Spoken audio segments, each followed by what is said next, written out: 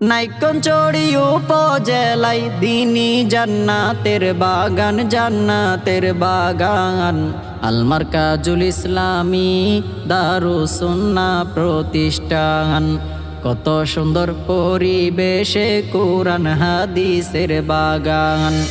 আল মারকাজুল ইসলামী দারুস সুন্নাহ প্রতিষ্ঠান। কত সুন্দর পরিবেশে কুরআন হাদিসের বাগান। নাইক্ষ্যংছড়ির মুসলমান বড়ই ভাগ্যবান, চতুর্দিকে আছে এই প্রতিষ্ঠানের সুনাম। নাইক্ষ্যংছড়ির মুসলমান বড়ই ভাগ্যবান, চতুর্দিকে আছে এই প্রতিষ্ঠানের সুনাম। পেয়েছে আলোর দিশা, পেয়েছে আলোর দিশা, কত মা বাবার সন্তান, কত সন্তান। আল মারকাজুল ইসলামী দারুস সুন্নাহ প্রতিষ্ঠান। কত সুন্দর পরিবেশে কুরআন হাদিসের বাগান।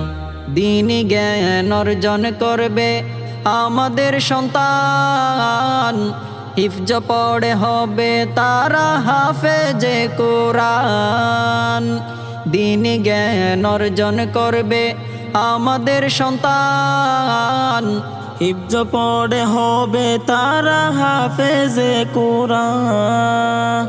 বালক বালিকা নুরানি বিভাগ, হিফজ বিভাগে নাজারা বিভাগ, আছে সকল শিক্ষা দান পাঠ দান।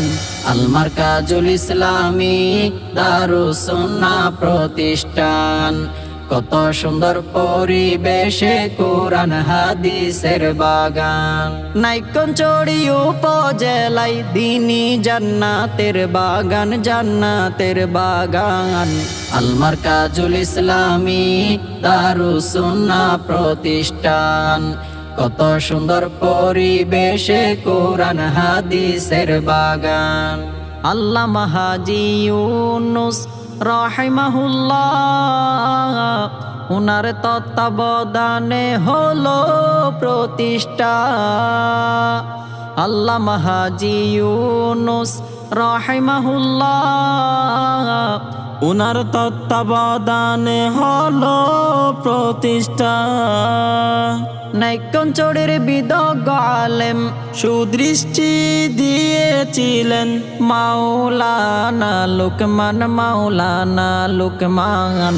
আল মারকাজুল ইসলামী দারুস সুন্নাহ প্রতিষ্ঠান।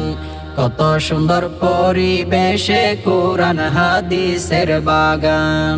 মাওলানা কারি কলিমুল্লাহর আছে অবদান, আলোর দিশা পেল নাইক্ষ্যংছড়ির মুসলমান। মাওলানা কারি কলিমুল্লাহর আছে অবদান, আলোর দিশা পেল নাইক্ষ্যংছড়ির মুসলমান। তাহার প্রিয় শাহজাদা হাফেজ জালালউদ্দিন ফারুকের আছে অনেক অবদান, অবদান। আল মারকাজুল ইসলামী দারুস সুন্নাহ প্রতিষ্ঠান। কত সুন্দর পরিবেশে কুরআন হাদিসের বাগান।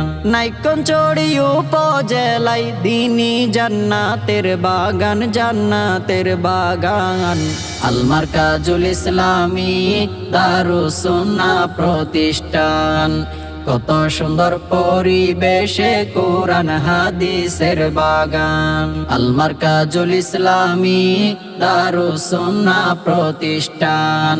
কত সুন্দর পরিবেশে কুরআন হাদিসের বাগান।